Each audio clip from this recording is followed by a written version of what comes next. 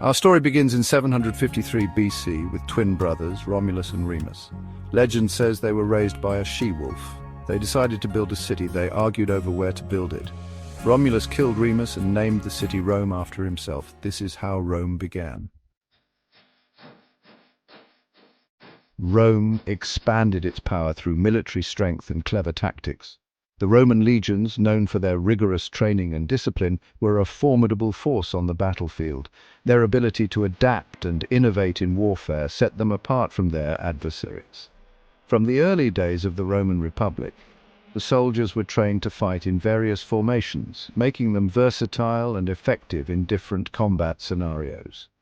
Roman soldiers were known for their discipline and skill. They underwent intense training regimes that prepared them for the harsh realities of war. The Roman military was not just about brute strength, it was about strategy, coordination, and precision. The soldiers practiced maneuvers tirelessly, ensuring that every member of the legion knew their role and could execute it flawlessly. This level of preparation made the Roman army one of the most efficient fighting forces in history. They conquered neighboring territories in Italy. The early conquests were crucial in establishing Rome's dominance in the region. Each victory not only expanded their territory, but also brought in resources and wealth, which were used to further strengthen their military. The Roman approach to conquest was systematic. They would first secure their immediate surroundings before moving on to more distant lands. This methodical expansion laid the foundation for the vast Roman Empire. Rome also made strategic alliances with some enemies. These alliances were often forged through diplomacy and marriage, creating bonds that would ensure loyalty and cooperation. By turning potential adversaries into allies, Rome was able to secure its borders and focus on further expansion.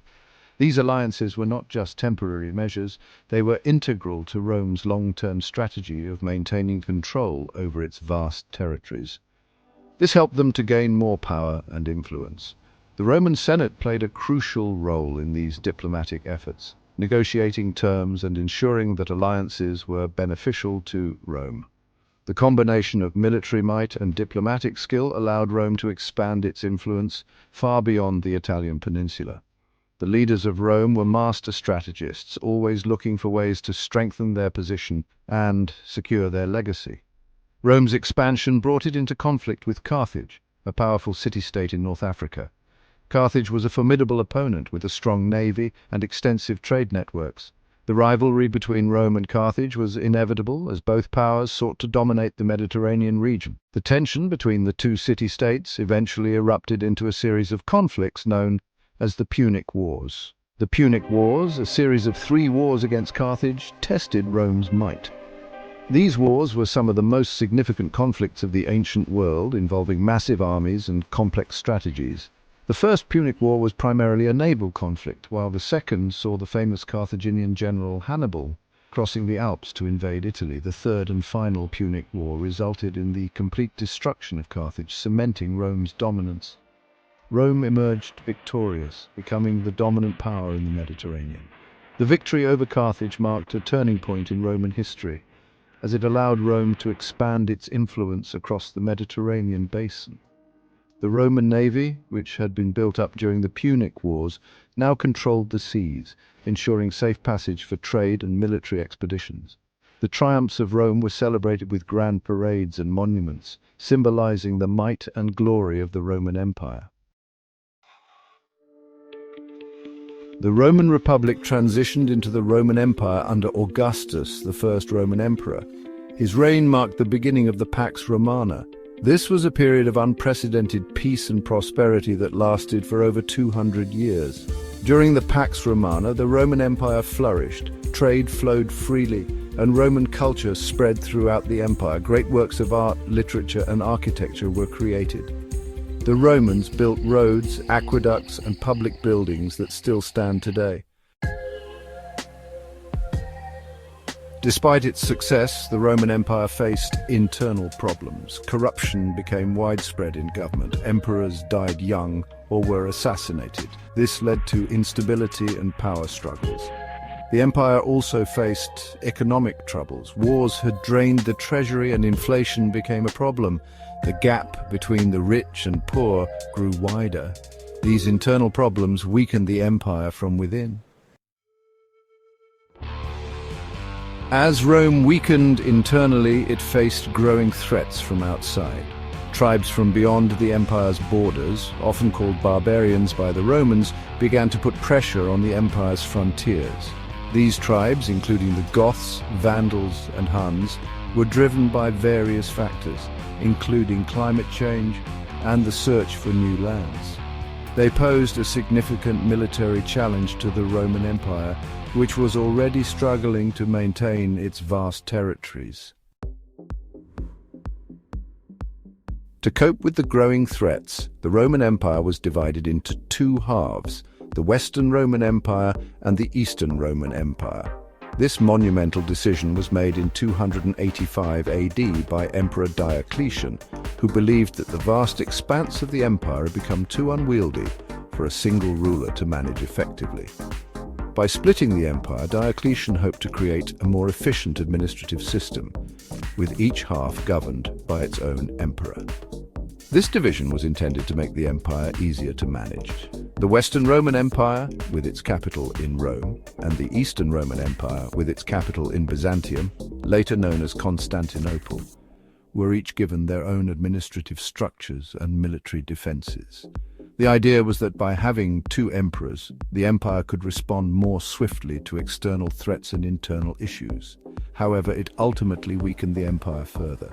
The division created a sense of rivalry and competition between the two halves rather than unity.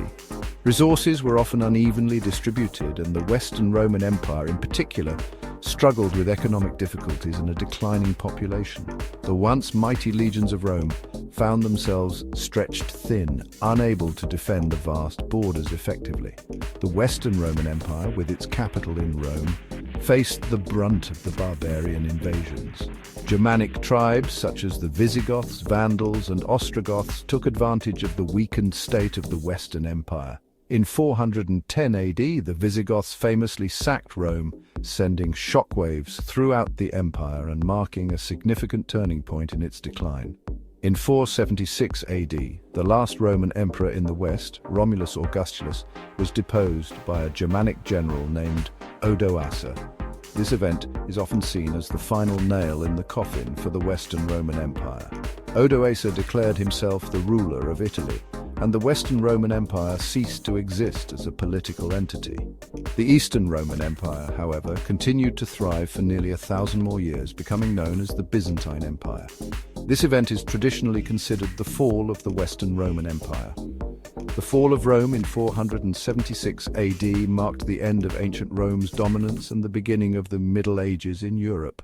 The legacy of Rome, however, lived on through its cultural, legal, and architectural contributions, which continued to influence civilizations for centuries to come. Although the Western Roman Empire fell, its legacy lived on. Roman law, language, architecture, and culture continued to influence Western civilization for centuries. The Roman Empire's contributions to law, government, engineering, and the arts laid the foundation for many aspects of Western society. Its influence can still be seen today in our languages, laws, and architecture. The story of the Roman Empire is a tale of ambition, power, and ultimately decline. It is a narrative that has fascinated historians, scholars, and the general public for centuries. The rise and fall of Rome offer a profound lesson in the complexities of human civilization. From its humble beginnings as a small city-state, Rome rose to dominate the Mediterranean world. This transformation did not happen overnight. It was the result of centuries of strategic planning, military conquests, and political maneuvering. The city of Rome itself became a symbol of power and grandeur, attracting people from all corners of the known world. Its military might, strategic alliances, and efficient administration allowed it to create a vast and enduring empire. The Roman legions were renowned for their discipline and effectiveness in battle, often outmaneuvering and outlasting their enemies. Beyond the battlefield, Rome's administrative genius ensured that conquered territories were integrated smoothly into the empire, with roads, aqueducts, and public buildings that still stand today as a testament to their engineering prowess. However, internal problems and external pressures eventually led to its fall. Corruption, economic troubles, and political instability weakened the empire from within, while invasions by barbarian tribes applied relentless pressure from the outside. The once unassailable empire began to crumble, leading to a period of chaos and fragmentation that would last for centuries. The Roman Empire's legacy, however, continues to shape our world today. Modern legal systems, architectural styles, and even languages have been influenced by Roman innovations. The concept of a republic, the idea of citizenship, and the spread of Christianity are all part of Rome's enduring impact on Western civilization, reminding us of the enduring power of human ambition and the lessons to be learned from both the triumphs and failures of the past. The ruins of Rome stand as silent witnesses to a time when human ambition reached unprecedented heights, offering us a chance to reflect on our own societies and the legacies we are creating for future generations.